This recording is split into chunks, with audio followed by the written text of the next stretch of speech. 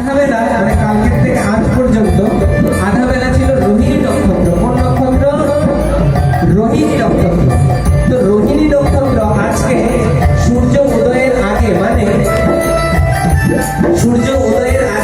1 ঘন্টা 38 বা 36 মিনিট আগে যে সময়টাকে আমরা বলি ব্রহ্ম মুহূর্ত, যে সময় ঋষি মুনি দেবতা গন্ধর্বগণ উঠে নিদ্রা থেকে এবং স্নান আদি করে তপ জপ পূজা অর্চনা করেন, সেই সময়টাকে বলে ব্রহ্ম মুহূর্ত। সেই ব্রহ্ম মুহূর্তে যদি 1 মিনিট 1 সেকেন্ড তিথি পায় তাহলে পুরো দিনটা শুভদা তিথি বলে গণ্য। আর যদি না পায়, সপ্তমী বিদ্যা হয়, এরকম আগের দিন তিথি থাকে, সেই তিথিটা পরের দিন সূর্য উদয়ের পরেও থাকে, আর মাঝ বেলায় গিয়ে অষ্টমী লাগে, সেই অষ্টমী তিথিটা পালন করতে নেই, কারণ সেটা ফল প্রদায়ক হয় না। এবং নবমী যুগটা আজকের যে অষ্টমীটা, আজকে নবমী যুগটা অষ্টমী তিথি অনেক করোড় গুণ ফল প্রদায়ক। তাই শুদ্ধ গৌড়ীয় বৈষ্ণব ধারায় ব্রহ্মবদ্ধ গৌড়ীয় সম্প্রদায় আজকে বা অনেক বৈষ্ণব বা চারি সম্প্রদায়ের অন্যান্য অনেক ভক্তরা আজকে পালন করছে। আচ্ছা, বলছে এই বিদ্যা তিথি পালন করলে কি হয়? যদি বিদ্যা তিথি পালন করে একবার সীতা দেবী বাল্মীকি মুনির আশ্রমে যখন ছিলেন বনবাসে, তখন সীতা দেবী বাল্মীকি মুনিকে জিজ্ঞেস করছেন, হে ঋষিবর, উনি বল, আমি তো এত পুণ্য কাজ করলাম, যার দরুন আমি স্বয়ং শ্রী হরিকে গোলকপতি ভগবানকে আমি প্রতিরূপে পেলাম, শ্রীরাম ভগবানকে, কিন্তু আমার দুঃখের আমার পেছন ছাড়ছে না, এত দুঃখ কষ্ট কেন হচ্ছে, এর কারণটা কি? তখন বাল্মীকি মুনি বললেন, তুমি ধ্যানস্থ হয়ে বাল্মীকি মুনি বললেন, ত্রিকালজ্ঞ তো বলে, তোমার অনেক পুণ্য, যার জন্য তুমি ভগবানকে পেয়েছো প্রতিরূপে, কিন্তু তুমি সপ্তমী বিদ্যা অষ্টমী তিথি পালন করেছিলে পূর্বজন্মে, যার দরুন সেই বিদ্যা তিথি তোমার এত পাপ হয়েছে, যেই পাপের কারণে তুমি আজকে এই কষ্ট আর দুঃখ ভোগ করছো। তাই কখনো বিদ্যা তিথি কেউ পালন করবেন না, বিদ্যা তিথি ব্রত কেউ পালন করবেন না, কোনো ব্রতই পালন করবেন না, এটাই। তো আজকের এই তিথিকে কেন্দ্র করে দিনটা কি ছিল?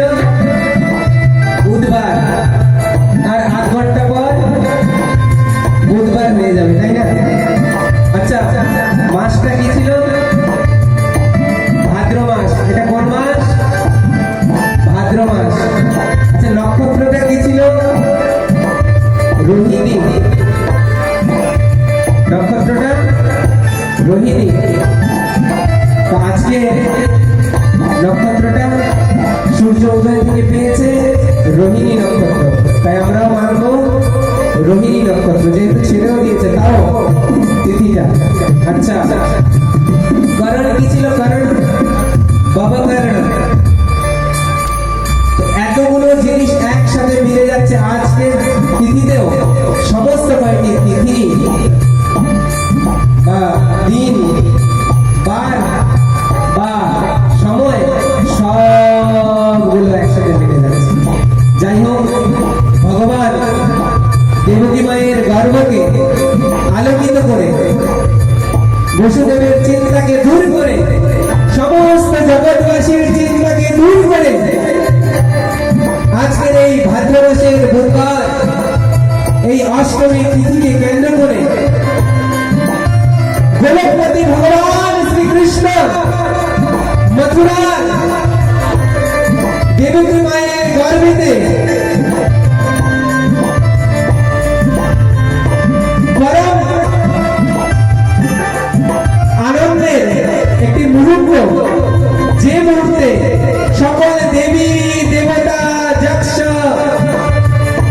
গন্ধর্ব কিন্নর সকলে পুষ্প বৃষ্টি করছেন এবং কীর্তন করছেন। সেই কীর্তনের সুযোগটাকে নিয়ে ভগবান গোলকপতি দেবকী মায়ের গর্ভেতে भगवान श्री कृष्णचंद्र की ध्वनि जय ध्वनि गणपति भगवान श्री कृष्णचंद्र की गणपति भगवान श्री कृष्णचंद्र की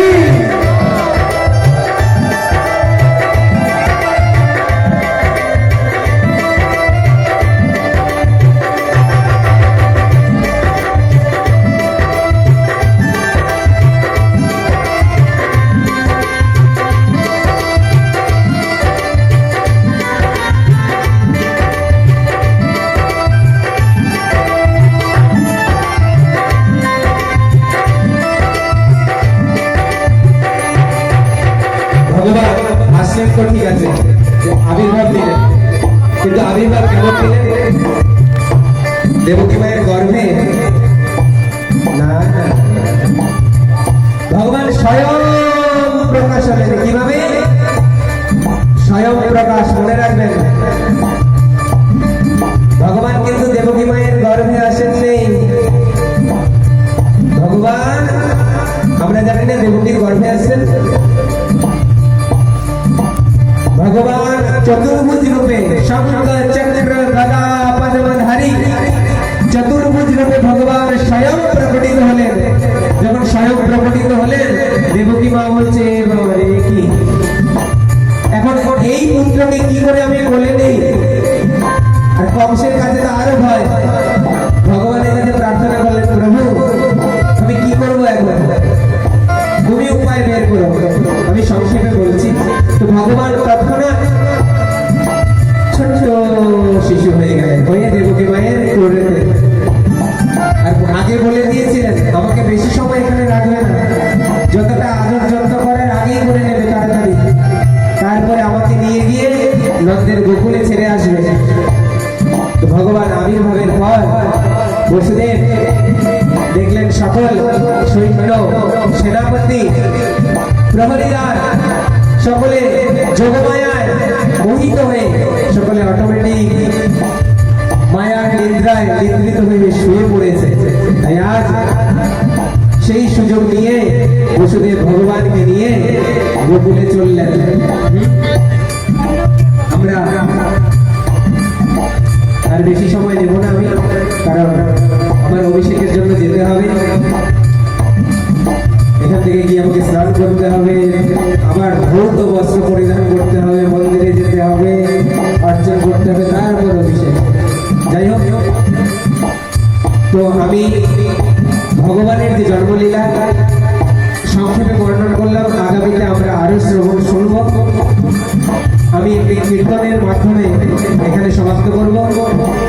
আর আমাদের শিবশঙ্কর ভাই কে আমি বলবো, আর সাথে আরেকজন আছেন বিশিষ্ট শিল্পী শ্রীযুক্ত জয়ন্ত দেবনাথ মহোদয়, ওনার শ্রীকণ্ঠে আমরা ভগবানের কীর্তন শুনবো।